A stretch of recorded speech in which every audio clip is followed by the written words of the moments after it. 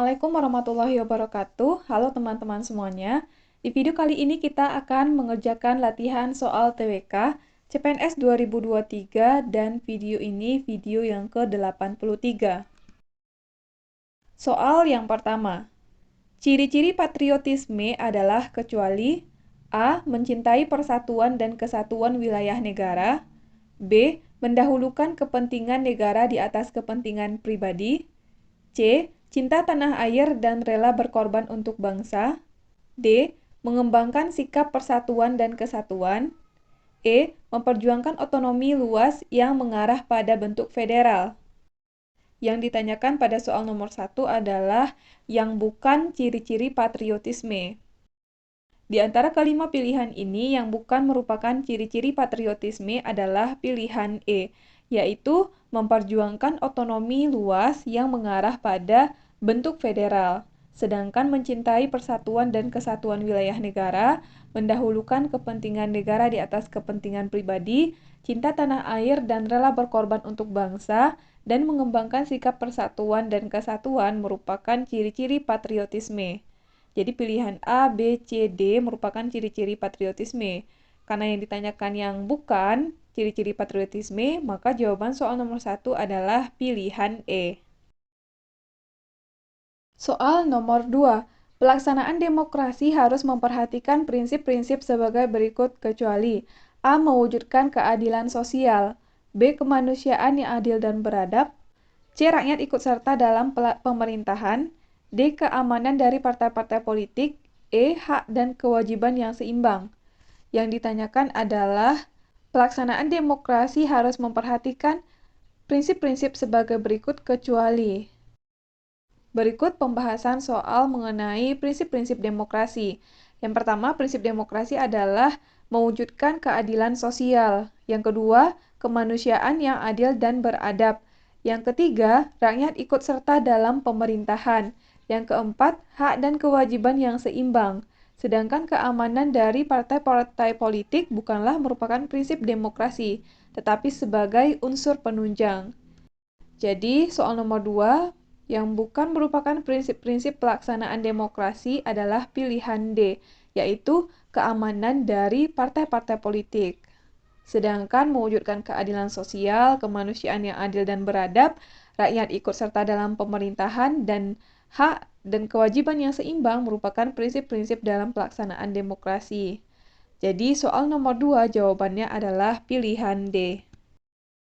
Soal nomor 3. Pemakaian hak milik yang merugikan orang lain berlawanan dengan Pancasila, sila ke A1, B2, C3, D4, E5. Pemakaian hak milik yang merugikan orang lain berlawanan dengan Pancasila, sila keberapa? Berikut pembahasan mengenai sila kelima, karena pemakaian hak milik untuk merugikan orang lain itu sesuai dengan sila yang kelima. Nah, berikut ini pengawalan dari sila kelima. Yang pertama, mengembangkan perbuatan yang luhur yang mencerminkan sikap dan suasana kekeluargaan dan kegotong royongan. Yang kedua, mengembangkan sikap adil terhadap sesama. Yang ketiga, menjaga keseimbangan antara hak dan kewajiban. Yang keempat, menghormati hak orang lain. Yang kelima, suka memberi pertolongan kepada orang lain agar dapat berdiri sendiri. Yang keenam, tidak menggunakan hak milik untuk usaha-usaha yang bersifat pemerasan terhadap orang lain. Yang ketujuh, tidak menggunakan hak milik untuk hal-hal yang bersifat pemborosan dan gaya hidup mewah. Yang kedelapan, tidak menggunakan hak milik untuk bertentangan dengan atau merugikan kepentingan umum. Nah, ini sesuai dengan soal nomor 3. Kemudian suka bekerja keras, suka menghargai hasil karya orang lain yang bermanfaat bagi kemajuan dan kesejahteraan bersama, suka melakukan kegiatan dalam rangka mewujudkan kemajuan yang merata dan berkeadilan sosial. Jadi berdasarkan soal nomor 3, pemakaian hak milik yang merugikan orang lain berlawanan dengan Pancasila, sila ke-5, yaitu keadilan sosial bagi seluruh rakyat Indonesia. Soal nomor 4. Pemberantasan KKN atau korupsi, kolusi, dan nepotisme harus dilakukan secara tegas, terhadap siapapun dengan memperhatikan prinsip praduga tak bersalah, yakni A. Seseorang dianggap tidak bersalah sebelum seseorang mengaku tentang kesalahan yang dilakukan. B. Diperoleh bukti-bukti yang kuat tentang kesalahannya. C. Menjadi tersangka bahwa dia melakukan kesalahan. D. Berlaku keputusan hakim yang menyatakan bersalah.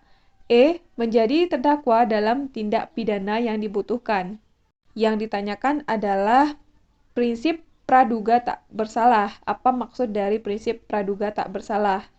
Nah, pengertiannya adalah berlaku keputusan hakim yang menyatakan bersalah.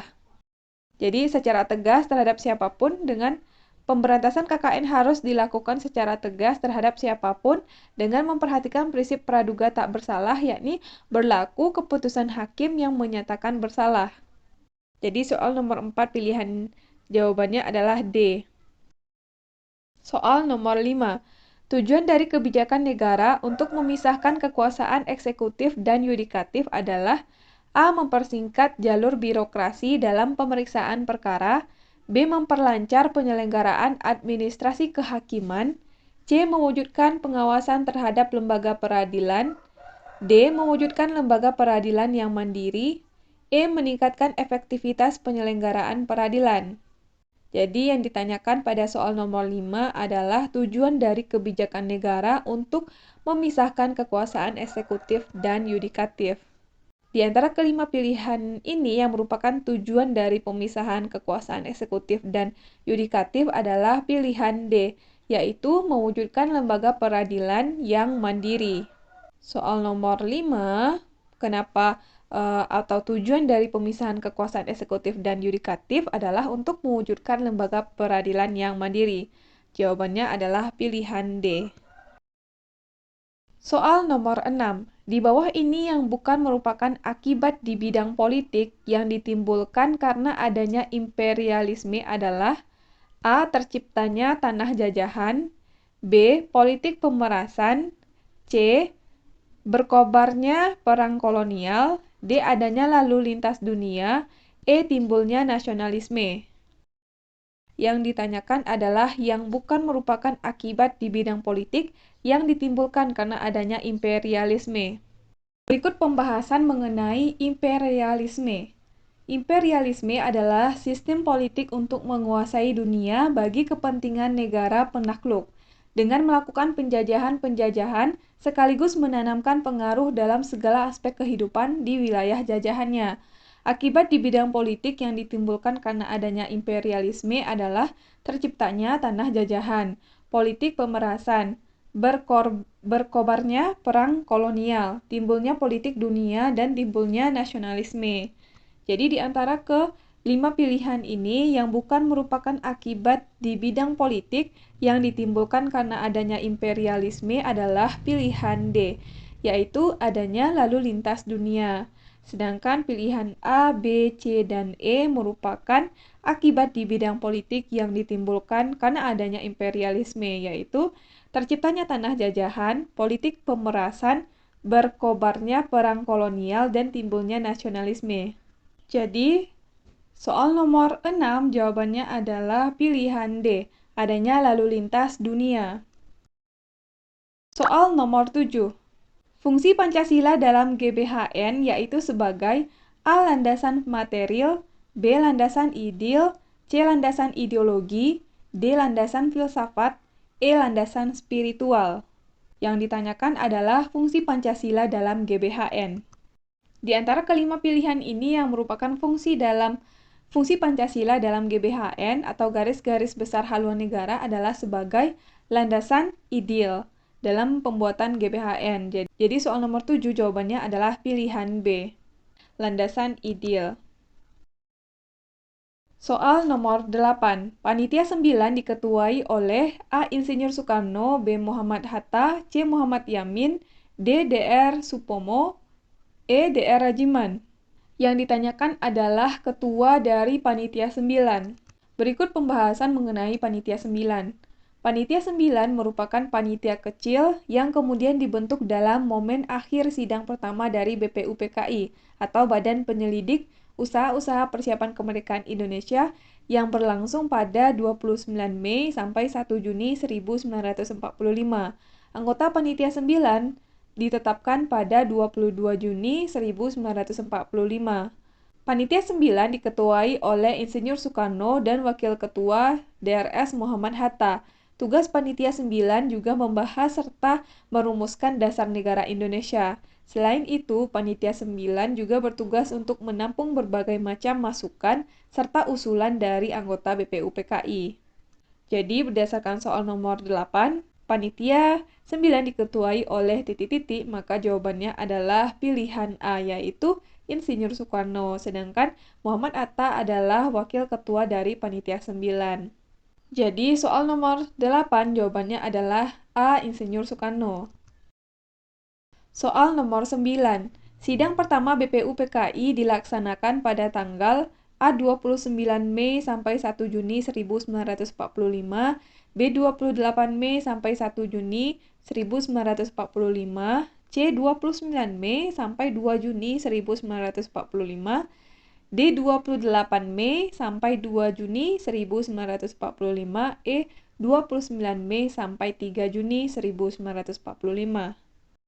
Yang ditanyakan adalah kapan dilaksanakan sidang pertama BPUPKI. Jawabannya adalah pilihan A, yaitu tanggal 29 Mei sampai 1 Juni 1945. Berikut pembahasannya. Setelah dibentuk, BPUPKI melaksanakan sidang resmi sebanyak 2 kali. Sidang pertama dilaksanakan pada 29 Mei sampai 1 Juni 1945. Kemudian sidang kedua pada 10 sampai 17 Juli 1945. Jadi karena yang ditanyakan adalah sidang pertama BPUPKI, maka jawabannya adalah pilihan A, 29 Mei sampai dengan 1 Juni 1945. Lanjut soal nomor 10. Nilai-nilai kerakyatan terkandung dalam Pancasila, yaitu sila ke A pertama, B kedua, C ketiga, D keempat, E kelima. Nilai-nilai kerakyatan. Berikut pembahasan mengenai nilai-nilai yang terkandung dalam Pancasila. Nilai-nilai religius terkandung dalam sila pertama. Nilai-nilai humanis terkandung dalam sila kedua. Nilai-nilai persatuan bangsa terkandung dalam sila ketiga. Nilai-nilai kerakyatan terkandung dalam sila keempat. Dan nilai-nilai keadilan sosial terkandung dalam sila kelima. Jadi, nilai-nilai kerakyatan terkandung dalam sila keempat. Jawabannya adalah pilihan D. Oke, teman-teman, kita udah selesai bahas 10 soal. Mudah-mudahan video ini bermanfaat untuk teman-teman semuanya. Terima kasih buat yang udah nonton video ini. Sampai ketemu lagi di video selanjutnya.